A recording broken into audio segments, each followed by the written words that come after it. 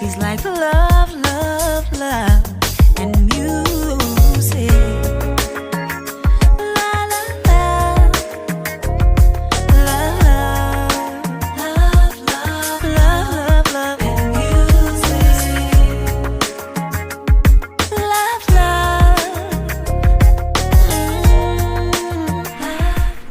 Love, Hello, everyone. Thank you for tuning in. I am Jay Lee. This is Jay Lee's Corner. This is my review for the haves and the have-nots.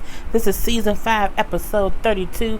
I believe the season finale is coming on next week, people. We are excited for the season finale. Okay, if you have not done so, I don't know why I'm so chipper. If you have not done so, I got a burst of energy. If you have not done so already, please take a moment to subscribe to my channel and become a whole Jaybird. Jaybirds. Hello to my Jaybirds. Okay, I'm tripping. It's because it's 2:45 in the morning, and I was just on Instagram scrolling. Happy Halloween. By the time y'all see this, it will be Halloween because it's Halloween right now. I gotta figure out what outfit I'm gonna make up and wear to work. I didn't get no real outfit, so I'm gonna probably be some kind of evil something, which means I'm gonna be in all black. Anyway, if you have not done so, I said that already. But do not forget to like, comment, subscribe, share this video, and all those good things. And to also make sure that you hit that notification bell because it lets you know when I have new content up on my channel. Okay, let's get into this review. Okay, we see Jeffrey at the hospital. He is still freaking out because David in the hospital room, you know what I'm saying, and things going off. Bells and the whistles going off, imagine like just calm down, let the doctors handle it or whatever. And they like, but what's wrong? Like, what happened? The doctor's gonna come talk to you, Jeffrey, just calm down. But what happened, Madison? What happened? Well, your dad went cardiac arrest or whatever. The doctors are gonna come talk to you. What?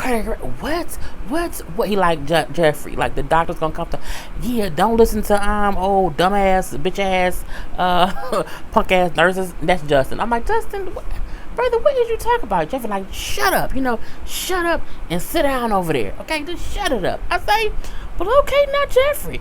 Jeffrey grew some balls, honey. I have been waiting for Jeffrey to stand up to Justin, because Justin ass is crazy. Yeah, let the doctor talk. Don't listen to bitch ass nurses. I'm like, why you gotta be a bitch, Justin? Why you gotta be a bitch? It's just stupid. And then Justin goes sits his ass down, and we do see David being wheeled off to surgery. I'm like, they better not kill David. I told y'all before. In the meantime, in between time, I'm like, what is going on? Is that the police? They must be in the hood. They is in the hood. And how did I know they were in the hood? Because the windows was boarded up, but the house had a whole porch and it wasn't abandoned. I said, you know what? That's a house someone lives in, but the window was broken. They got it boarded up, so they in the hood. And sure enough, they were at the house of Veronica's bomber. The FBI had found Veronica's bomber. I don't know what that bomber man name is, but they found his house. Okay, he like, what? I want a lawyer. I want my phone call. What y'all arrested me for? They're like, sir, for blowing up somebody. Okay, we know you did it. Your ass getting arrested, and they take him away. And I'm like, they was either really in the hood or Tyler Perry went all the way out on the set because it was a whole abandoned house across the street. I said, bro, that house across the street is abandoned, and it was an empty lot with a whole bunch. I'm like, it's construction. That's how hoods look. I said, they got the realistic stuff. You got the house with the boarded up window and the abandoned house across the street with a little empty field. I say, that's the hood all day. Anyway, we do see when he gets down that he tries to use his one phone call to call Veronica, and she like, what are you calling me for on this phone? He like, look, I got arrested. The FBI came and got me. I need a lawyer. And she's like, well, you need to call one. He like, I did. I called you. No, I can't help you. I can't represent you. He's like, this is serious. I need you down here. She's like, no, sorry, you gotta call someone else. And she hangs up. I said, ooh, baby. She refused to help that man, even though he's arrested, because she hired him. And if we recall, he never got paid by Veronica. He did not. I think he got half, but he never got his other half. So he talking to the FBI. They're like, oh, so she paid you, huh? No, she didn't pay me. I was supposed to get paid after it was done. and she was waiting because y'all was, watching her, whatever. And he's sitting there, he looked upset, mainly because one, he's arrested, two, she hung up on him. He realized she had me do all this and she didn't pay me. And I think he's now wondering, like, did she set up some kind of way for them to know I did it and like to send me up goddamn creek up without a paddle? He don't know, but he looks upset. He keep on saying, she didn't pay me. She said I would have to wait. And he putting two and two together, baby. And so the cops go outside and talk like, do we believe him that she paid him? He like, oh, I believe him, absolutely, or whatever. And so they're like, let's go pick her up, even though she's a great, great lawyer. Let's see how great she is when we arrest her ass, okay? And then they go to possibly talk to Veronica. Now, back at the hospital, Jeffrey and Justin is sitting there because they're waiting on David to come out of surgery or whatever. And Justin keeps trying to give Jeffrey a cup of something to drink. And he like, I don't want nothing to drink. Leave me be. I don't want no coffee. It isn't coffee. It's a drink. I don't want no goddamn drink, Justin. Leave me fuck alone, bro. Just drink it. Jeffrey, just drink it. Man, look. He said, look, I'm trying to be nice. Just take the cup. You know what I'm saying? I want to be here for you. Jeffrey said, I don't want no damn coffee. I don't want no damn drink. Knocked her out his hand. You know what? Get out of here. Just get out of here. I'm like, is you pushing Justin? Are we saying? Is it an uprising? It's a whole uprising. Like, you know what? Get out. Just go. Go home. I'm done with you. It's over. I'm done. I'm done with you. You know what? No, you're not done with me. You know what I'm saying? I've sacrificed too much for you. I don't care what you did. Look, that's on you. I don't care what the fuck you did, okay? I'm done. Look, you know what? You did this to me, okay? I'm not going anywhere. You're not leaving me because I've sacrificed too much. Jeffrey, like, frankly, my dear, I don't give a damn, okay? Look, I didn't force you to do nothing with me. I didn't force you to pull me over and sexually harass me. You did that, okay? These were all your choices to get where you are today. I did not make you do anything, okay? I'm saying I did not do anything to you. You did it to your goddamn self. And I'm done. I'm gone. I'm done with you. I'm done, bitch, okay? You know what? I'm gonna go back to our apartment. I'm gonna give you time to cool off. You know what I'm saying? I know you're just upset because your dad, like I'm saying, all I do is think about you. You're like, I don't care. You gotta get over that. You know what I'm saying? I don't get over it. I'm done. Bye, bitch. I added a bitch. Anyway, just like, you know what? You're upset. I'm gonna go home. I'll talk to you later. Jeffrey is telling him, bruh, I don't want you no more. And Justin just isn't listening. Justin, they is girl back. Anyway, he leave and Jeffrey like, okay, thank God he gone. I can't stand that motherfucker. So we see dumbass Benny and hoeing ass Candace. Okay, dumbass Benny want to go see hoeing ass Candace at the hotel. And she like, well, I know you didn't sign the paperwork to have the money transferred over. And he like, well, how you know? Well, someone called me. Don't worry about that. So they chit-chatting, and he see that she packing. He like, where you going? I just need to get out of here. I need a break, but I don't really have enough money to leave. I ain't got no money. And then he like, yeah, because I didn't sign that stuff, and I know what to do when, the money's for the choir. But their son hits you, Benny. Like, don't forget that. I know, but, we can't do nothing. He's like, you can't write me a check? And he said, no, if I write you a check, mommy has to sign it. I didn't know if you had a joint bank account that both people had to consistently agree on everything. I thought it was a joint bank account, like, one person can, like, y'all each can do whatever. Like, if I have an ATM machine, like, I should be able to go to the ATM machine and take out some money. And if I write a check, as long as one of us signs it, like, it should cash, right? I don't know. Anyway, she then comes out with a plan. We can go to the bank tomorrow and we can take out a loan. We can take out a loan against the money that's in the account. He's like, well, how would that work? Like, what would happen to the money that's in the account? She's like, oh, it will stay there. It will stay there as long as we pay the loan off.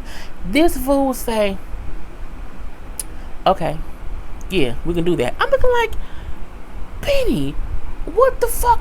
Benny's stupid. Benny ain't good for shit besides good dick and good looks. I keep telling y'all that. He's an idiot, okay? He ain't got no brains. His brain is full of good looks and sperm, and that shit can't pay no goddamn bills. He just stupid, okay? Just stupid. And I'm like, You know she's a scammer. You know she ain't worth shit. You know this. You know this the same way you know all you got is good dick and good looks. So what is you listening to her for? And he gonna say, and you bet not see nobody at the mommy. She don't need to now because your dumb ass gonna give her some money. Oh, he just so stupid. Oh, dumbass Benny. I mean, he cute though. He dumb as hell. We then see Candace in her room and in walk Landon, and she's like, what are you doing here? I told you I ain't dealing with Charles. I ain't doing that shit, bruh. Leave me be. And then he like, you know what? You don't have a choice, okay? I don't know if you realize this, but you do not have a choice. Get your ass dressed, put the clothes on, go meet her for dinner, and don't be late. And he like, look, the committee picked him. He picked you. That's it, okay? It ain't no could be, should be, why, ain't none of that. Just do it. You know what? No. He like, look, I don't know if you know this, but you know, so there was a girl he picked before you that he liked. We vetted her, did this and did that, and this and did that, and she didn't work out, okay? And you know, what happened to her? Well, he said, you know, it doesn't matter. All that matters is now you're here, and she's gone. And she was like, you know what? I don't believe you. You know, you aren't some gangster. I had some guy make you piss your pants. He was like, that was local government. This whole thing, I'm the person that makes people piss their pants. And he walked out left, like, don't be late. I said, well, goddamn it, Landon. Landon grew some balls. Okay, he ain't that same Landon. He left out like, bitch, do what I say. So we then see Hannah at home packing. I'm like, Hannah then walked home from the Criers. Now she at home packing up shit. She ain't got no job, no car, no money, and nowhere to go. What you packing up for, Hannah? Go home, girl. Soak in that tub, go to sleep, and sleep it off. You are mad at Jim and taking it out on Catherine. Okay? Keep working, save your money, and then move the fuck out. Don't move the fuck out. You ain't got on them job. Oh, crazy ass. You know, Derek there, he trying to calm her down. He like, Hannah, Hannah, calm down, relax, release. Just breathe a little bit, Hannah. Just calm down. He calms her down. I'm just so frustrated. He like, look, how about this? Here's her whole pamphlet. It's a trip to like the Bahamas. I can't go on this trip, Derek. He like, why not? You just quit your job. You ain't got nowhere to be. No, you know, I can't, you know what I'm saying? I can't afford it, is what she said. He like, look, don't worry about that. I'm going to pay for it all. You know what I'm saying? And she like, well, we can't do that. You know, we need to get to know each other. You know, I don't know you just yet. He like, well, that's the point of the trip, to go have some alone time and spend some time together. No, because this book will say it's a 1-bedroom. It's only one bed. Like, I told you, I'm not going to be in the bed with you, because I'm not, even though I want to wait till I'm married, I'm still human. If I'm in the bed with a man, see what I'm saying? It's sad dependencies, some things might happen. Sad dependencies. So she like, you know, I ain't trying to have that. And they laugh or whatever. And then they start kissing. Look, I'm going to say this right now. Okay, I'm going to say this right now. And I have thought this ever since the moment she met Derek. I feel like when we had that scene when Hannah was talking to Candace, and she was explaining to Candace who her daddy was and how she was raped, and how she remembered things, that she remembered the man who raped her had a tiger tattooed on his chest or whatever. I'm pretty sure that Hannah is going to take Derek's shirt off and is going to see that lion tattoo, and she's going to realize he is the man that raped her. I feel like Derek feels like he's been dealing with Hannah all this time, and she has not recognized him, and so he's now trying to make up for the fact that he raped her all those years ago when he was a bad person. Okay, and he think she don't remember him. He don't know. She don't know his face. She know his tattoo. I really feel like that's going to be the whole devastating thing that Hannah going to have to realize, that she's been dating and falling in love with the man who raped her and is Candace's daddy. I'm saying it now. I don't know if it's true, but I just see that's where it's going. And if that's where it's going, Tyler Perry, you need to hire me, bro. Go ahead and tag Tyler Perry all up and through here. Okay? Now, as I said, Hannah and Derek was kissing and hugging and laughing or whatever on the couch with their clothes on. But I feel like in the next episode, his clothes gonna come off, at least his shirt. For some reason, Derek's shirt gonna get off because they keep trying to get them to go to a beach. Remember, last season, he asked her, "Hey, let's go to the beach for a day," and stuff kept happening. Now he wants to go to the island. Some things going. I'm telling you, I just feel it coming. We then see Jeffrey find out that David is okay. The surgery went well. He had, an infection or whatever. They gave him some heart situations, but he's okay. He's gonna be fine. Okay. So, Madison come out like, what I'm saying? Your dad's okay. But I'm worried about you, okay? I'm worried about you because you are in a domestic abuse relationship. He like, you are an abuse victim. He like, I'm not. He like, Jeffrey, you are. Like, I've seen it before. I've seen it get worse, and you need to get out of this abusive situation before things get too bad. And he like, you know what? Don't worry about it. It's okay. I can handle things. I'm more concerned about my dad. So he goes in to see David, and David was up and talking. I'm like, what kind of heart surgery did David have that he's now laying on his chest?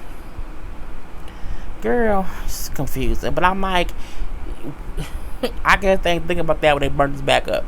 Anyway, he is kind of alert or whatever, chit-chatting, talking, saying how, he's sorry for scaring Jeff like that. You know what I'm saying? He's fine now, but I need you to go to my house and get some information on Erica. I need you to get her phone, to get the phone number for her family, because I need to call her family and let them know what happened to her. Jeff like, Dad, I have not been to the house. I've been here worried about you. He like, no, don't worry about me. I'm fine. I ain't going nowhere, but I need you to go do this for me. This will make me feel better. So go to the house and get what I'm telling you to get. Just go do it, son. I'm so, I love you. I'm here for you. I ain't going nowhere, and all that good stuff. My eye was itching. And so, what I'm saying? He like, all right, I'll go. I'll be back in about an hour. So as he's leaving, he sees Madison. Hey, Madison. Hey, Jeffrey. So, you off work? No, I'm not off work. I just have to change my clothes and get my bag. Of course I'm off work. Oh, I'm going to my dad's house to get some stuff or whatever.